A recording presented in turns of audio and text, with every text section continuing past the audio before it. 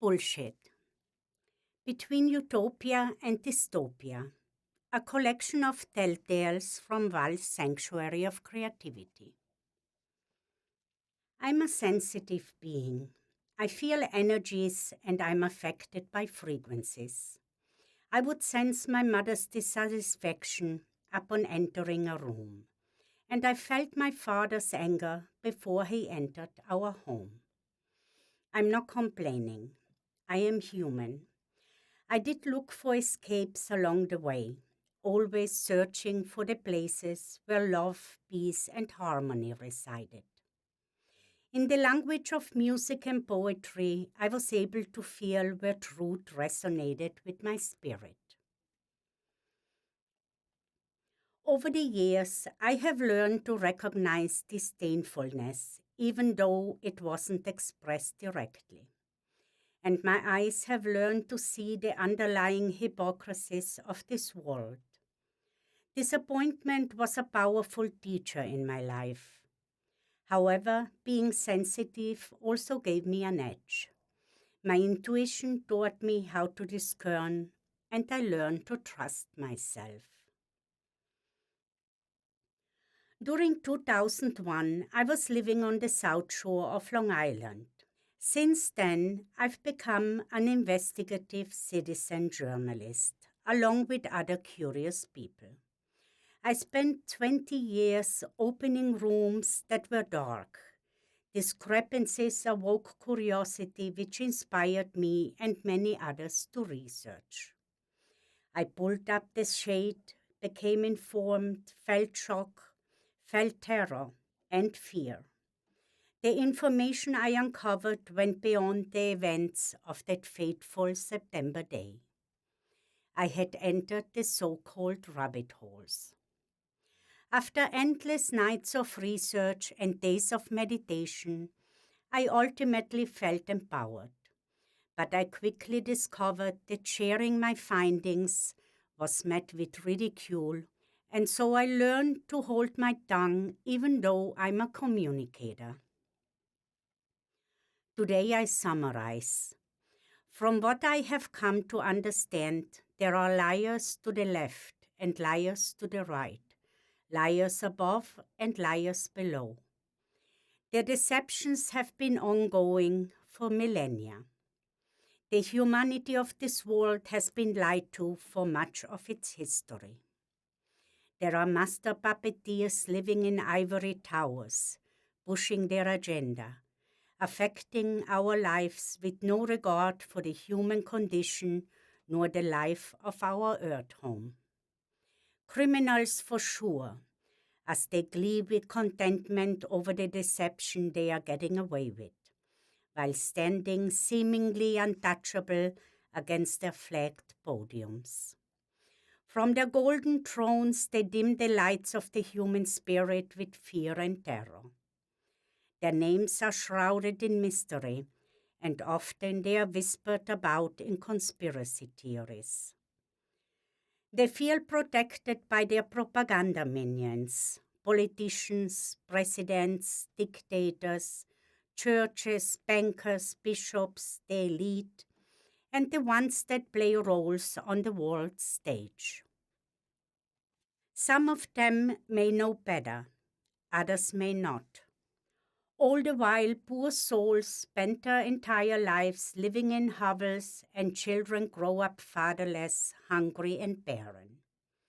I call all of it bullshit. Today, we are witness to some of the dangers that our children, grandchildren, and humanity face. Artificial intelligence, pollution, radiation, and death. Cryptocurrencies are being introduced as the new money, in limbo digital transactions that can easily be manipulated. Microchips are being implanted into animals and humans in the name of convenience.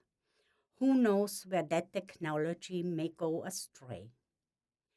The traditional energy grid, with its vulnerabilities that often result in power outages and occurrences of EMP, electromagnetic pulse, should lead to questions about sustainability and what is beneficial to all. Our human tendency to build and create new forms are usually initiated with the best of intentions, but often there are unintended consequences. In the midst of the global pandemic, the then president of the free world signed an executive order to implement 5G throughout the United States. The promises sound great, from mind-blowing data capabilities to incredible speed. We do not know yet what the effects of the elevated radio frequency radiation will be. There are studies linking it to a long list of adverse biological effects, from DNA breakage to melatonin reduction. I witnessed an interesting scenario since I became aware of 5G. I'm not sure if all or any of it is related to the 5G implementation. I'm just trying to fit a few puzzle pieces together. In the winter-spring of 2020, curfews were implemented in our neighborhood from 8 p.m. until 5 a.m. During that time, Verizon trucks were very busy day and night, installing new light posts throughout our oak tree-lined neighborhood of less than a mile in diameter. Some of the lights were shining purple. Since then, some years have passed, and 60 of the oak trees have been chopped down. It was a most efficient operation of unprecedented planning and execution that I have ever witnessed. No money seemed to have been spared. We had every imaginable construction vehicle on our street for months. It was a great spectacle for my toddler grandson, and we sat many hours glued to the window watching. In the process, the neighborhood received new sidewalks and newly paved streets throughout. I found out that 5G uses smaller cell stations, like wireless antennas on lampposts, but trees can interfere with the signals. My neighbors were happy with the improvement. I mourned the cutting down of the 60-year-old trees. I thought about the squirrels and their acorn diet. I thought of the hot summer sun beating down on unshaded cars. Another president of the free world signed executive orders to stop oil production in the United States while the electric energy infrastructure is nowhere in place. In the nearest mall, there is one electric loading station and there are hundreds of cars parked there. It will take from 30 minutes to several hours to recharge a vehicle, depending on the make of the car. I'm thinking, who will incur the charging costs until solar, wind, or other alternative sources of energy are in place? I feel that the infrastructure is not quite ready for a radical shift regarding energy. Voices of panic are sounding off from Europe as I write this, with warnings and fears of crisis that will arise from energy shortages. For many, energy costs, rising prices, disasters, mental stresses, and soul injuries, all combined, make life more difficult. It gets harder to discern, harder and more confusing to know what exactly is going on. Decay, dilapidation, and decline happen slowly. They happen in a series of events.